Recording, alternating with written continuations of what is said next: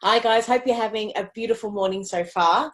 Today we're really excited to be sharing 3 top tips for healthy breakfast ideas to ease your pregnancy woes from one of Australia's leading dietitians, Melanie McGrice. You know, we already know that breakfast is super important, but did you know that it's the meal that is most likely to be skipped? You know, when you're pregnant, it's even more important that you're starting off your day with filling your breakfast from a healthy perspective, but to make sure the bub is actually getting the nutrition that he or she actually needs. So as mentioned before, we are so thrilled to be Melanie McGrice. Now, she is an advanced accredited practicing dietitian and one of the few dietitians in Australia to have achieved that status. Melanie's success has made her an in-demand practitioner, author, conference speaker who is eager to share, what she knows with her clients and her peers, and we absolutely love her to bits. How you doing, Mel? Very well, thank you. Thank you for that beautiful introduction. We're just really honoured, as always, to be chatting with you. And the background view for everybody watching, Melanie's office is right near with the Grand Prix, so you might be able to hear some of the cars. Yeah, I don't know if you can see down there, but that's actually Albert Park Lake over my shoulder, and so the cars are zooming around there right as we speak. So, Melanie, today will be taking half the work off your hands by giving you some healthy breakfast ideas that are quick, easy, and delicious, which is incredible. And Mel, so can you give us a little bit of an indication? We published your article titled "Healthy Breakfast Ideas to Ease Your Pregnancy Woes." Could you, for someone that hasn't read the article, could you maybe give us a really quick overview of what inspired you to write it and what the article is actually about? Well, as you know, I work with lots of pregnant mums, and it's really one of the common things that I hear from women. First of all, I think our community in general often struggles with breakfast these days, but particularly during pregnancy, it becomes even harder because, when you're pregnant, you're usually exhausted. And then often women have morning sickness in the morning, and so that's making them feel sick, or they've got gestational diabetes, and so they're worried about their blood glucose levels, or they're constipated, or heartburn, or you've got all these things that you're dealing with on top of everyday life. So breakfast can often be quite a challenge for my mums. So just wanted to provide some tips for other pregnant mums out there. Yeah, and in the article, you give tips for, as you just mentioned, gestational diabetes, constipation, heartburn, and morning sickness. Are any of these that you find are more common than another of the 4, or they sort of? Yeah, I do find that people struggle with all of them, but probably the biggest one is morning sickness, particularly because that's often early in your pregnancy, and often you are feeling just so sick that people don't know what to eat, what they can actually hold down. But then they also find that if they're not eating something, then they actually feel worse. So they know that they want to eat something, but they just don't know what to eat. Yeah, and I think, waking up nauseous and eating straight away is probably something that's on the last thing on their mind to do. How do you find sort of eating sort of helps? Like, why does that help? To be able to eat straight away? Yeah, well, the research actually hasn't told us the reason why it helps yet, but many women do actually find that small regular meals, like grazing throughout the day, is actually really beneficial for their nausea. But there are particular nutrients and particular foods that do definitely tend to help nausea. So the most common one that I find is a great choice is some good old Vegemite on toast. Yes. So rather than having some fancy breakfast, that you would often try and have for health and things, just a good old Vegemite on toast can work wonders if you're feeling nauseous. Seems to be the carbohydrates are really great for that nausea, and then the salt and the B vitamins also. So we do know there is research that shows us that vitamin B6 can be really good for nausea. And so there's lots of vitamin B6 in Vegemite, and that salt really helps as well, helps to settle the nausea. So that combination is actually quite a winning combination for someone with morning sickness. And Aussie discovery. Have you ever had the Vegemite toast but with avocado as well? Yeah, that's right. It's delicious. And so I would say with the avocado, it depends how bad your nausea is. So if you can handle it, I would say that's great for women during pregnancy, because avocado is obviously really good for you. But for women who are feeling really sick, the avocado might actually be a bit too fatty for them, and so may not be a good choice just for those women. Yeah.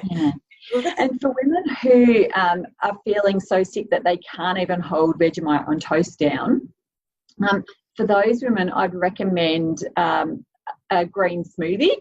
Where we add, yes, there you go. A green smoothie with some ginger in it. So there is research to show that ginger actually helps with the nausea. And just so there are quite a few different recipes for how to make green smoothies, and actually I've got a recipe for green smoothies green juices, sorry, I should be saying, not a green smoothie. I have got a recipe for green juice on my YouTube channel.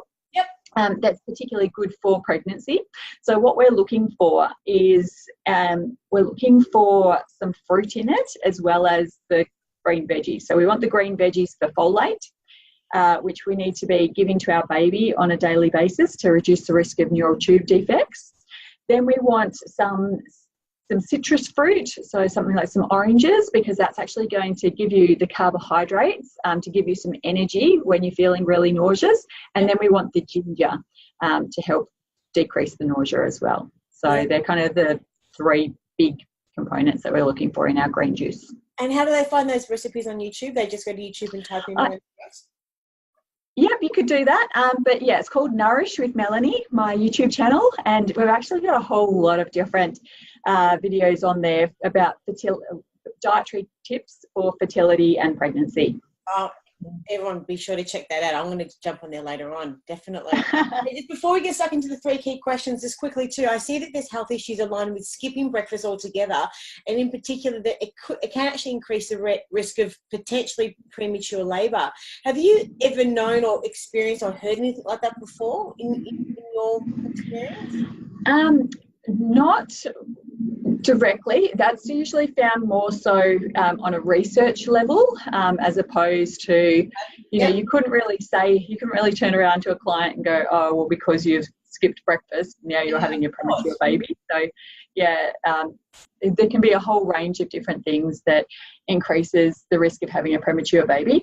Gaining too much weight during pregnancy is another one. There's quite a few different potential causes. So Well, let's get stuck into the 3 key questions. So question number 1 we've got is people often skip brekkie because of morning sickness. Is this okay? Like we were just saying, I would highly recommend that you don't skip breakfast because of the fact that it will probably make you feel more sick. And if you as we all know, morning sickness isn't always in the morning. Often it's all day sickness. And so, if you're going all day and not getting enough nutrition, that can actually mean that your baby's not getting enough nutrition as well. And then secondly is that we want to make you feel as good as possible. And like I said, often having those carbohydrates and salts and B vitamins will actually make you feel better. So it's just about having those right foods. If you're getting to the point where you really, can't have anything at all, you can't even keep water down, then that's where sports drinks can sometimes be better than water, or an icy pole can sometimes be better than water. But really, that's where you really need to be getting onto some antiemetic medications from your doctor, because we do need you to be getting some nutrition during pregnancy. Is going to be really important. Now, if it's just that you feel nauseous in the morning, but then you're able to eat throughout the rest of the day, then don't worry about that. Like, I'm happy if you get your nutrients throughout the rest of the day, but if it is all day sickness, yeah, we do need to try and get something into you. Yeah. And the article actually gives us a really great recipe for morning sickness as well, which everyone, the link to the articles at the bottom of this the introduction profile for this today. But so as we were talking about before, you've got a YouTube channel, and this particular article itself is just an introduction to some recipes. Is that right? So there's more recipes online? Yeah, that's right. Absolutely. So people can go and have a look at YouTube as well.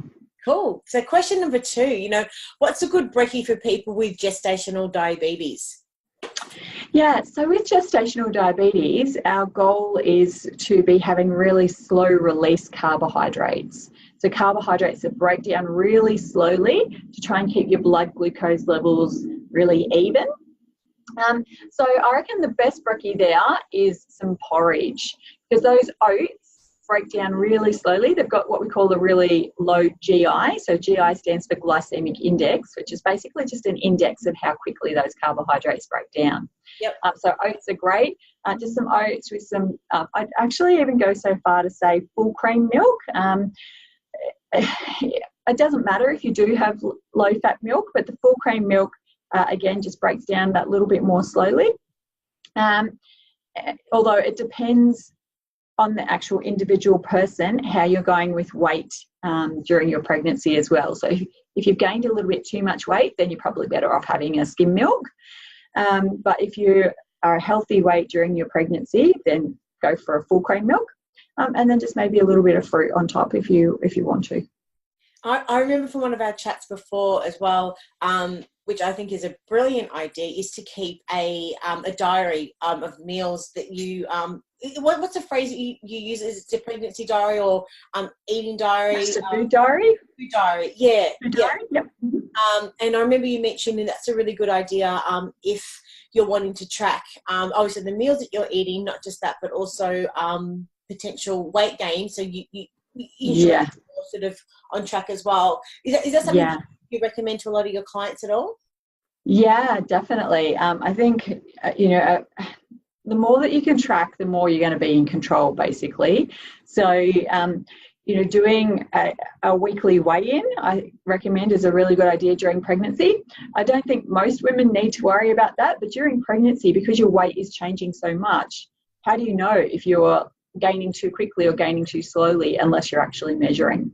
So there was actually a big review done last year, and so the guidelines changed where they really recommend weighing during pregnancy now, because that weight management during pregnancy is so important. Yeah. So a weight management diary, and then also a food diary, so that you can make sure that you're getting in the right nutrients. Because again, how do you know if you're having fish too often or not enough? How do you know if you're if you're getting enough fibre or not? How do you know these things unless you're actually keeping a bit of unless you're tracking it? Yeah. And when people are actually tracking the information in a diary, should they be mentioning, this is going to sound a little bit silly, but how much detail as well? For example, you could say I've eaten fish, but you maybe had 2 mouthfuls, or the piece of fish could have been quite small as opposed to portion sizes. Is that something? Yeah, that's right. And this is why, so I've actually got an online program called 8 Simple Steps to a Healthy Pregnancy. And in that program, we help women to be able to track all of these things in a really easy way. So we teach you what portion sizes are, and how much you actually need for pregnancy. And we make it really easy, but we enable you to actually keep track of it all, so that you know that you're giving your baby the right nutrition. Yeah. And something else on gestational diabetes I wanted to ask you about as well. Yeah. So where a mum may be wanting to maybe not, for example, have the injections, but maybe want to control the diabetes with diet and that sort of stuff. What would be your top tips, I think, and starting with breakfast, which is obviously crucially important, but do you have any other tips for mums that may be considering that as an option as opposed to having injections like for diabetes?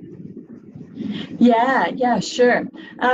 So many tips, it's hard to know where to start, really. So often it can be quite shocking when you're diagnosed with gestational diabetes. I guess one of the most important things is to make sure that you are still getting all of your nutrition.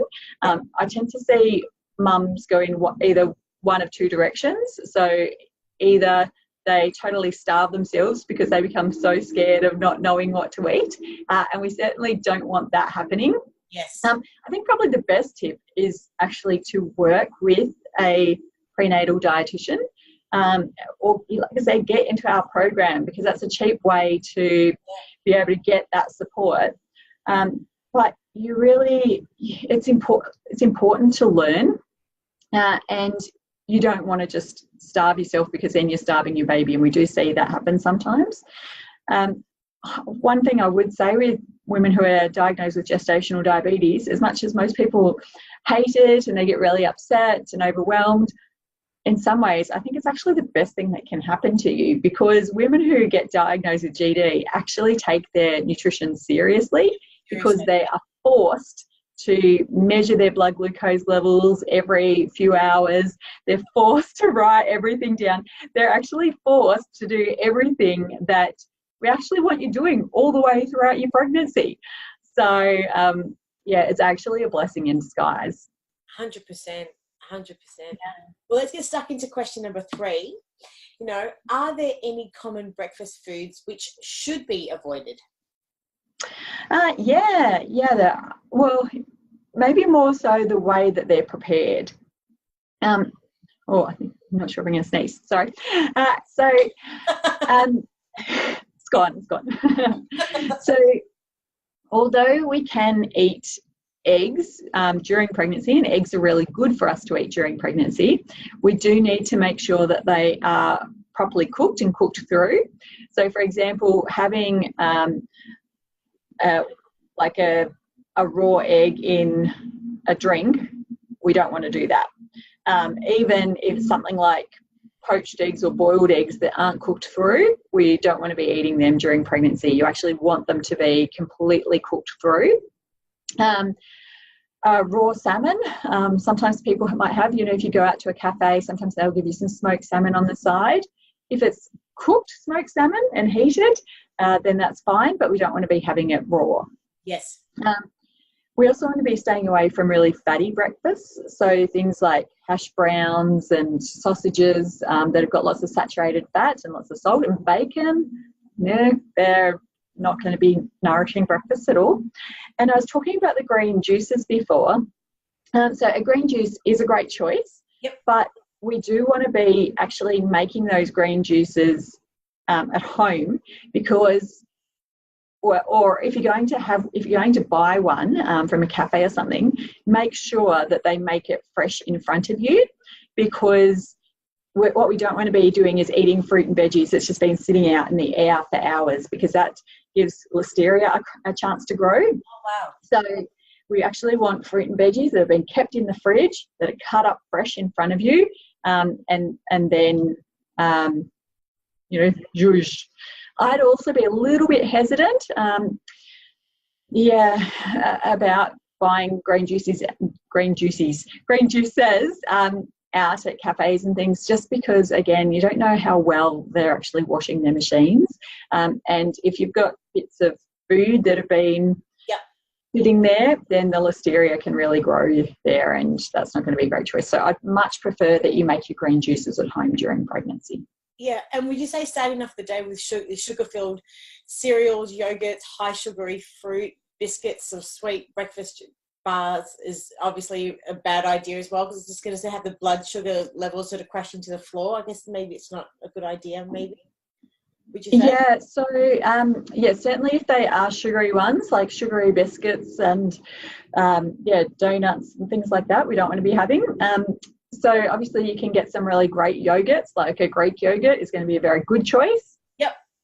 But yes, like sugar-laden yogurts, there's obviously better choices there. So it is about making those wise choices. Yeah. Definitely.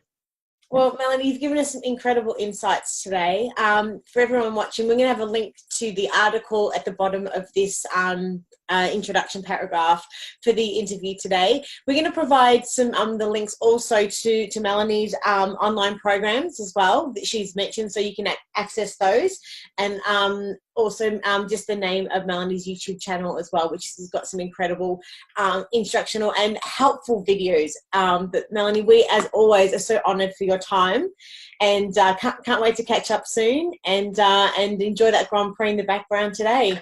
Looks like a gorgeous day, Melbourne. Yeah, it is a beautiful day. Thanks so much for having me, Rach. Thanks, Mel. Take care. Bye. Okay, bye. Oh, actually, before we go, if there's anything else, how else can they actually contact you aside from the YouTube and the programs? If they've got any other questions, sorry, I forgot to ask that question. Oh, look, I'm really easy to contact, however you like. So you're welcome to message me, just send me through a direct message on Instagram or Facebook.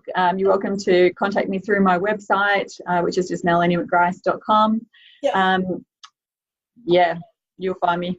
Yeah, awesome. And then, like we're saying, she's been on the news recently, sort of providing thought leadership and expert information and advice. So you see Melanie in the media all the time also. But once again, thanks for your time, and we'll speak soon. Bye. My pleasure.